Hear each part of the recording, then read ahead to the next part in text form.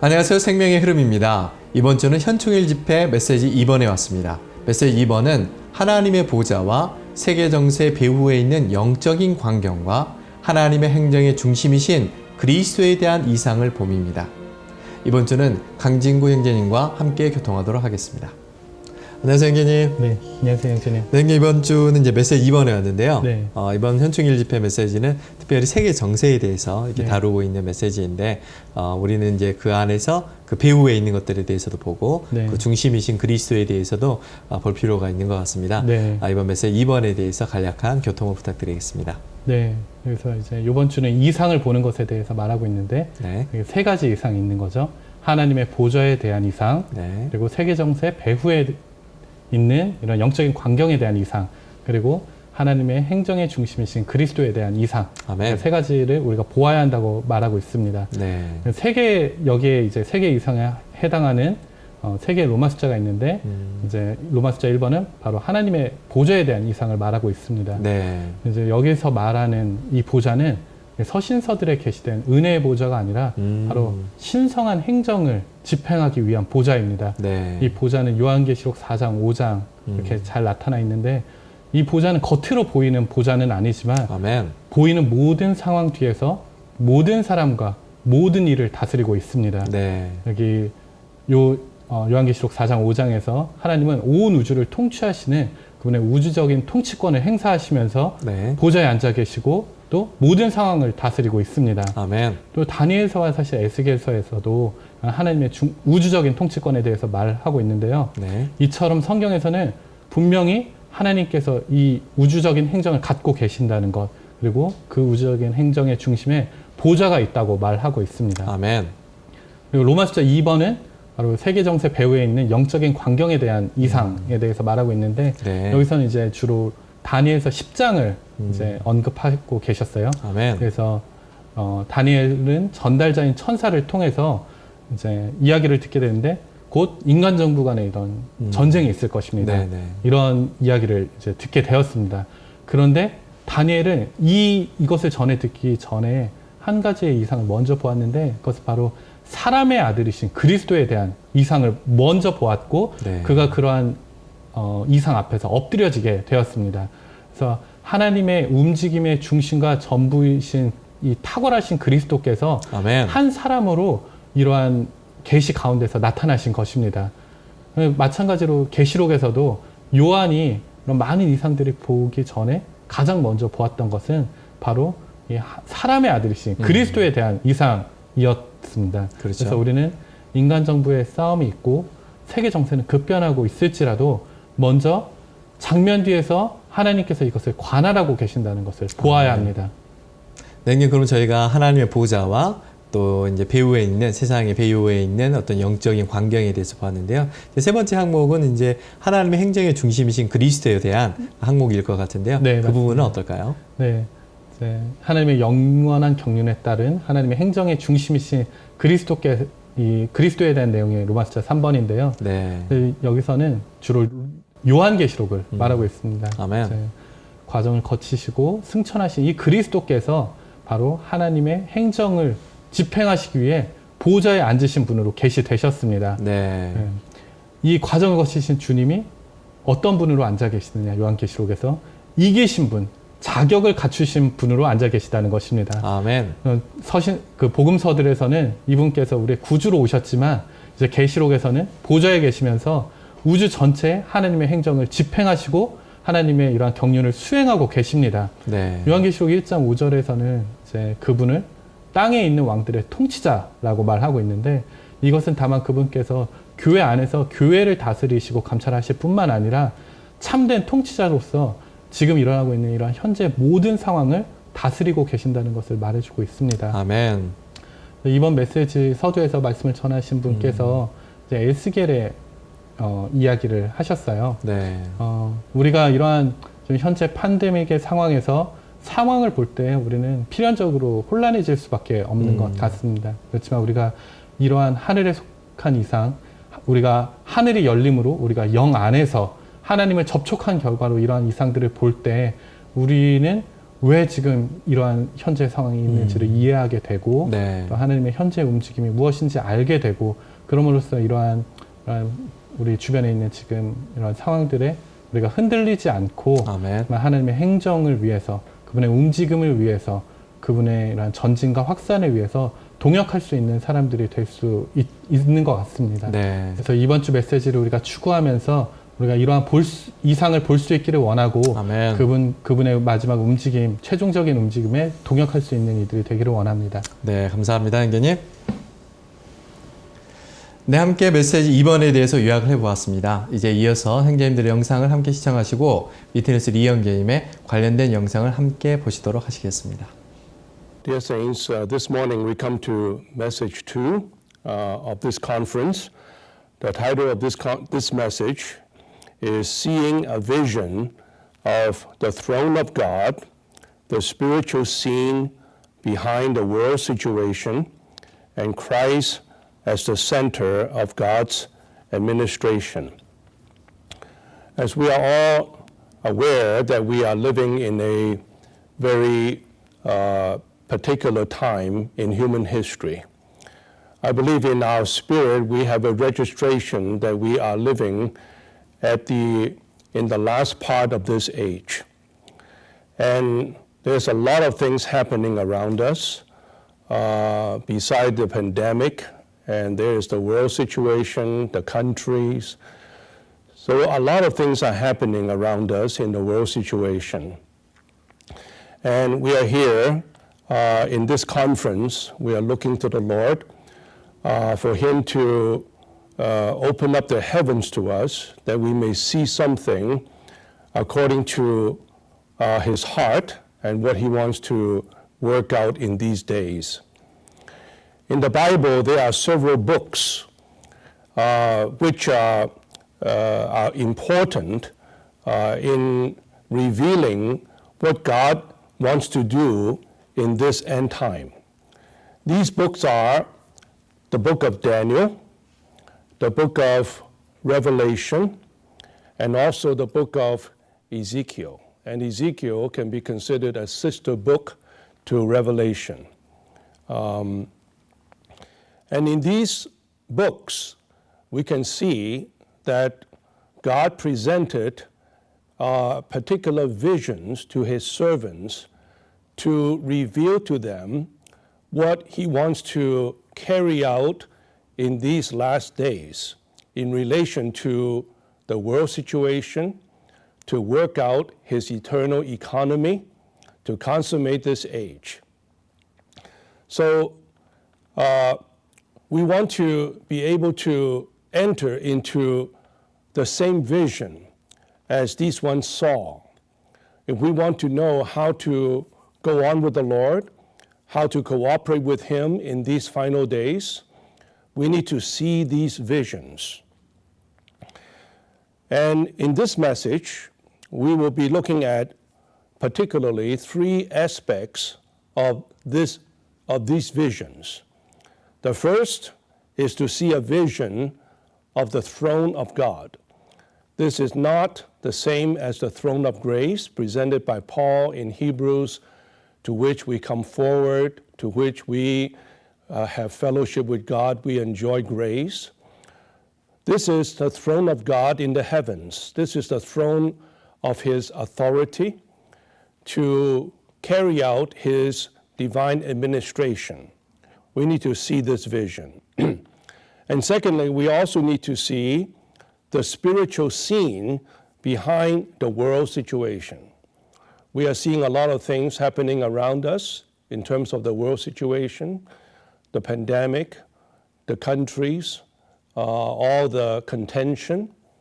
But, dear saints, we must realize that there is a spiritual scene behind what is in the physical world. We need to see this. And thirdly, we need to see Christ as the center of God's administration. This is actually the most important of all. We don't want to merely understand, interpret, to know what is happening around us. The most important thing is for us to be in the midst of these situations, to see Christ. He is the center of God's administration. Well, before we get into the content of these visions, I have a burden to speak to you about this matter of seeing visions. From these, particularly these three books, Daniel, Revelation, and Ezekiel, which are books full of visions. And these are not, I would say, not ordinary visions, but visions particularly in relation to the opening up of God's administration in the world situation to work out his economy. In order to see such vision, we need to fulfill certain conditions. Well, there are 8 points I'd like to share with you. Number 1, we need to be mature in life. We cannot be childish or babyish. Ezekiel was shown the vision in the 30th year, which was actually his age. 30 years old implies a mature age, implies maturity. In order to see such visions as shown here, we need the maturity of life. And number 2, we need to be those who overcome the powerful tide of today's age, today's world. When Ezekiel was shown the vision, he was sitting by the river Kibar. That was a river in Babylon. And the word Kibar in Hebrew means powerful. That river, Kibar in Babylon, is a river that actually carries people away from God. In Ezekiel, there is actually another river, the river that flows out of the temple. That river actually brings people from the world back to God. Here, Ezekiel was not in the river. He was sitting by the river. So in order for us to see a vision, we have to be those who overcome all the powerful influence of this age. And number 3, we need to be a priest. That means one who lives in God's presence, one who prays to God, one who contacts God. Both Ezekiel, Daniel, and even the Apostle John were such priests. They spent much time with God in his presence and prayed. And number 4, we need to be willing to bear his reproach. This is seen by the name in Ezekiel, who was the son of Buzai. Buzai in the word means contempt or despise. So Ezekiel was a son of a despised one, a son of shame. As you can see from whether it's Ezekiel or Daniel or John, they bore the shame, they suffer the shame, they suffer the reproach of Christ. The Apostle John was in exile on the island of Patmos under persecution. Daniel was in captivity, still under the opposition of many of the people around him. And even Ezekiel also, he had to face the obstinate, rebellious people of God. So if we want to see such visions, we must be those who are willing to bear the shame, to suffer the reproach. Then number 5, we also need to have the heavens open to us. Saints, are these days the heaven open to us or closed to us? To some, the heavens been closed. They are not open. They are stubborn. They are for themselves. To these, the heavens will remain closed. But here in Ezekiel, the heavens were open to him. Just like Jesus, when he was baptized, when he rose from the water, the heavens opened. and there was a speaking from the Father. And so was the Stephen when he was being stoned, right, persecuted. The heavens were opened to him. He saw the Son of Man standing at the right hand of God. So in order for us to see visions, we must have the heavens open to us. Our conscience must be clear. There should not be any obstruction between us and God to cause the heavens to be closed to us. Number 6, we also need to have the vision revealed to us, transmitted to us. In other words, there should not be any veil to cover us. It's one thing to see the vision, there's another thing to first even allow the vision to come to us, to be revealed to us. Then, number 7, we need to have the Word of God come to us expressly, not the ordinary, common, doctrinal Word of God in the Bible. We need to have the living, expressed Word of God revealed to us.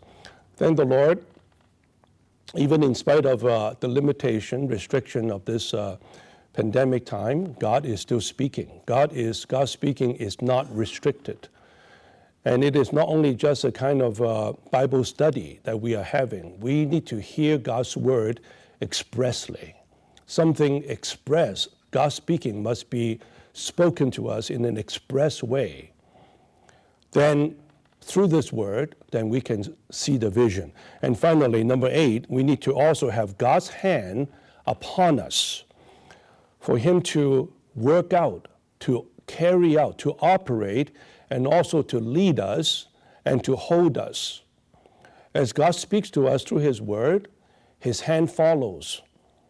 Everyone who sees the vision of God, not only was the word revealed to him expressly, but God's hand follows in operation, in his operation, and his hand even holding us, leading us.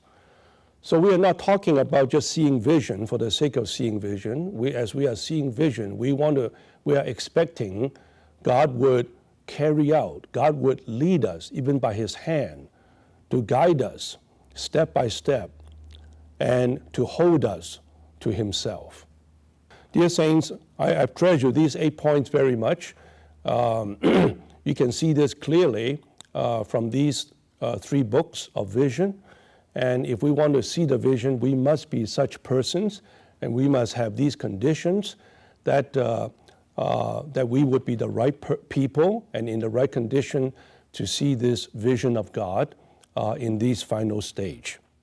Highly exalted him and bestowed on him the name which above every name, that in the name of Jesus every knee should bow, of those who are in heaven and on earth and under the earth, and every tongue should acknowledge that Jesus Christ is Lord, to the glory of God the Father.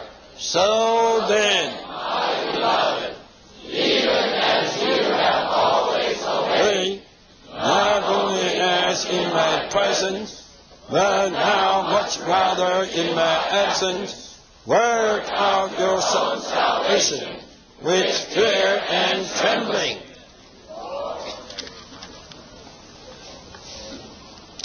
This is the exaltation of God. What could we see here? We could see right after the crucified life is the resurrection power. The exaltation here actually is the manifestation of the resurrection power. When we go to chapter 3, there in verse 10 says that the Apostle Paul still aspired to know the power of Christ's resurrection, and at the same time to know the suffering or the fellowship of his suffering. there you have this kind of expressions, the power of his resurrection and the fellowship of his sufferings. But here in chapter 2, seemingly you don't have those expressions, but you have this kind of portions of the word. A pattern is set up, and that was by a crucified life. Then after the crucified life, a power came in. And this is the power that, what? Exalted Christ to the uttermost. And in the Bible, this power is called the power of resurrection. And the crucified life is just the suffering. The crucified life is the suffering. When we live such a crucified life, we just have fellowship of his suffering. We have fellowship in his suffering. So actually what chapter 2 says is there mentioned also in chapter 3. The strange thing is, Paul in chapter 2 charges us to take this crucified life as a pattern, that we may enjoy the power of resurrection. In chapter 2, he charges us with this. Then in chapter 3, these charge he gives us becomes his aspiration. And this tells us not only we should take this pattern, this crucial life as a pattern, not only we should experience the power of resurrection that exalted Christ to the highest peak in the universe, but the Apostle Paul even the more. The apostle's concern was absolute for the saints in a certain local church to live such a crucified life. A life that is all the time Christ himself. And Christ himself emptying this life itself and humbling this life itself. I tell you, this life, this crucified life, as our pattern, just opens the gate and ushers us into the power of resurrection. The highest life is the crucified life. The crucified life is the highest life on this earth. Whenever we live this crucified life, I tell you, God will come in to bring us into the power of resurrection, which will exalt us to the uttermost. So here we must see the exaltation of Christ by God is just the manifestation of the power of resurrection. Tonight we need this word, and we need the light, and we need to just take the crucified life as our pattern. Hallelujah. Dear saints, be assured, once we pick up this crucified life as our pattern, resurrection power comes. Resurrection power comes. We'll be ushered into this power, and this power will exalt us. But you shouldn't take this word as an encouragement for you to seek this glory. Well, some of you may say, Brother Lee, you are all the time talking about our experience. And how about the exaltation of Christ? My argument is this. God takes care of the exaltation of Christ. Doesn't need you to take care of. My burden is not to talk about the exaltation of Christ by God, but to talk about the exaltation of Christ by you. Christ has been exalted already in the universe, but has Christ been exalted in you? The problem is this. The problem is that Christ has been exalted everywhere, but not in you. This is why I don't like to talk about that objective exaltation of Christ. Again, I like to talk about the subjective exaltation of Christ in you.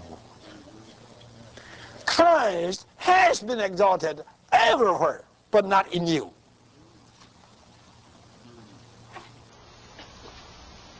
Why? Just because you didn't take him as the crucified life to be the pattern of your daily life. Christ has been exalted. We all know this. We have to experience Christ to such a high degree that Christ is exalted in our life. You have to experience the exalted Christ. Has Christ been exalted in you? We have to check. God has exalted him in the universe, but has he been exalted in your little universe? To experience Christ in his exaltation, you shouldn't just see a picture of his exaltation in the past. You have to realize this exaltation of Christ should be repeated in your daily life. So in the note, it says what? It says the exaltation of Christ must be the highest standard of our salvation. Yeah. You and I should not be just a conceived person. You and I should be exalted. The exaltation of Christ is the highest standard of our salvation. Our standard of our salvation that we have to work out must be so high as the exaltation of Christ, because this Christ should be our consummate experience.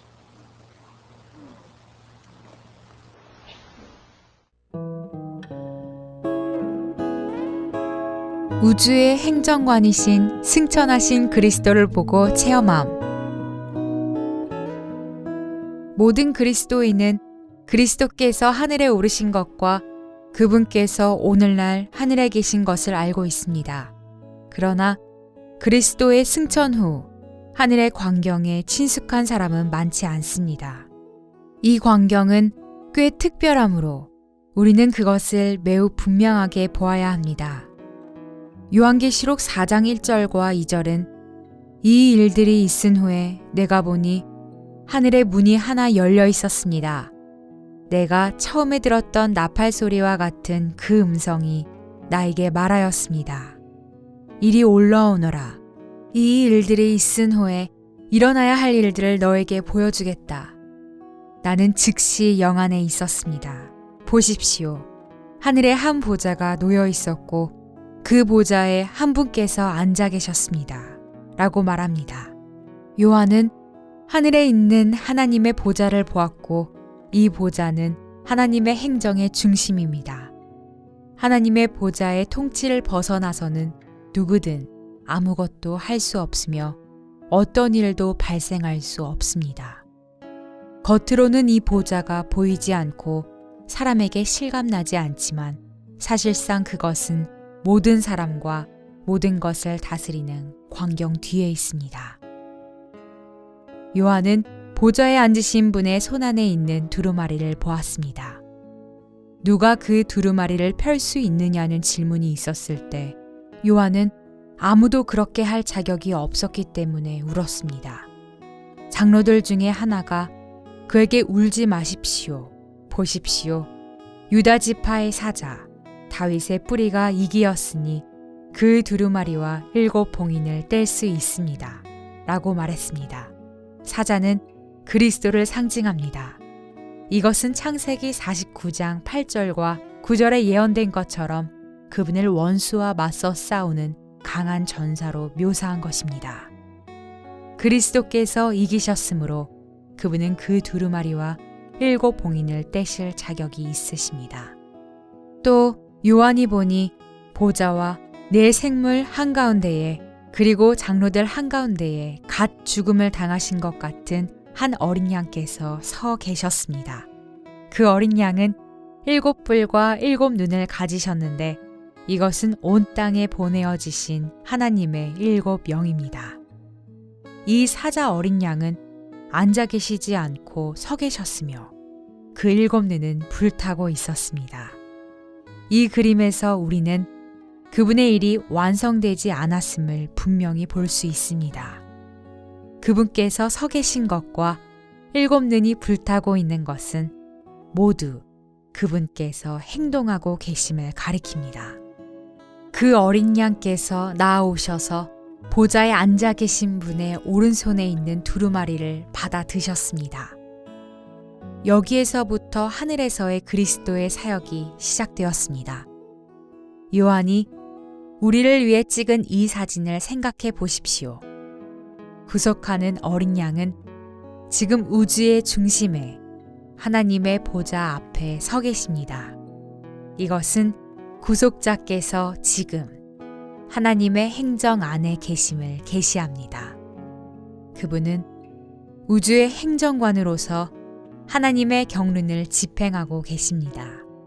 그분은 거기에서 앉아 계시거나 주무시고 계시지 않습니다. 그보다 그분은 서 계시고 그분의 7 눈은 타오르며 살피고 감찰하며 심지어 불타고 있습니다. 온 우주가 이런 광경을 보고 있습니다. 네 생물, 24 장로, 수많은 천사들, 다른 모든 피조물이 눈을 크게 뜨고 깨어서 관찰하고 있습니다. 이러한 상황에서 그들은 보좌에 앉아 계신 분과 어린 양께 찬양과 존귀와 영광과 권능이 영원 무궁히 있으시기를 바랍니다. 라고 선포합니다. 땅에서의 사역에서 그리스도는 구속을 성취하셨습니다. 이제 하늘에서의 사역에서 그분은 하나님의 건축물을 세우고 계십니다. 구속은 하나님의 건축물을 위한 것입니다. 이 건축물의 중심은 교회이고 최종 완결은 새 예루살렘입니다. 오늘날 교회는 하나의 집이지만 그 집은 하나의 성으로 최종 완결될 것입니다. 이렇게 될 때 하나님의 건축물은 완성됩니다. 그리스도의 구속의 일은 요한복음 19장의 십자가에 못 박히심에서 끝마쳐졌습니다. 사도행전 2장의 오순절에 이르러 건축하는 일이 시작되었습니다. 이 일은 오늘날까지도 계속되고 있습니다. 우리가 구원받은 것을 작은 일로 여기지 마십시오. 그것은 주 예수님께서 그분의 주권을 행사하셨기 때문에 성취된 것이었습니다. 그분은 우리가 태어난 나라에 여러분이 출생하도록 안배하셨습니다. 우리의 출생 장소는 우연한 것이 아니라 그분의 행정 아래 있는 것입니다. 우리는 꼭 맞는 날, 꼭 맞는 도시, 꼭 맞는 가정에서 태어났고 꼭 맞는 시점에 주님은 우리를 그분 자신께로 이끄셨습니다. 우리는 각 나라에 있었을지도 모릅니다. 어느 날 그분은 우리가 어떤 장소에 있도록 안배하셨고 우리는 회개하고 믿고 구원받았습니다. 우리가 그곳에 없었다면 구원받지 못했을 수도 있습니다. 우리가 구원받은 것은 바로 왕의 다스림 아래 이루어진 것입니다. 우리가 구원받은 후에 우리에 대한 주님의 일은 아직 끝나지 않았습니다. 전에 우리는 그분의 다스림으로 인해 구원을 받았고, 이제는 그분의 머리의 권위에 입지를 드려야 합니다.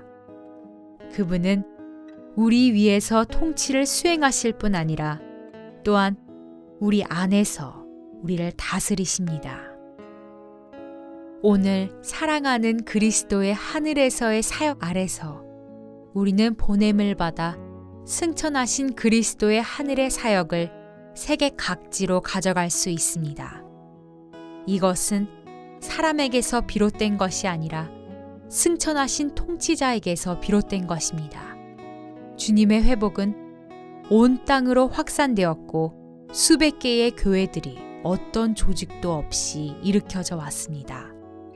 우리 모두는 이것이 어떤 사람이 한 일이 아니라 승천하신 그리스도의 일이라는 것을 간증할 수 있습니다. 하늘에 오르셨을 때 그리스도께서 사도와 신언자와 복음 전파자와 목자 및 교사와 같은 은사들을 주셨고, 이러한 은사들은 성도들을 온전하게 하여 각 지방 교회 안에 있는 지체들이 기능을 발휘할 수 있도록 양육하고 장비시키고 자격을 갖추게 한다는 것을 우리 모두가 보기 원합니다. 그분의 하늘에서의 사역 아래서 우리는 그분의 몸 안에서 유용한 지체들이 되도록 장비될 수 있습니다.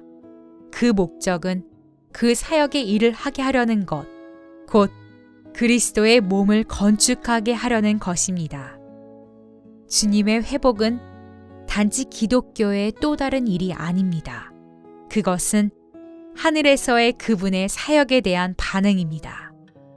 주님의 회복은 승천하신 그리스도께서 하늘에서 하고 계시는 것에 반응합니다. 우리는 승천하신 그리스도의 하늘에서의 사역에 협력하고 동력하고 있습니다. 본 내용은 요한계시록 라이프 스타디, 위트니스리 전집, 신약의 결론에서 발췌하였습니다.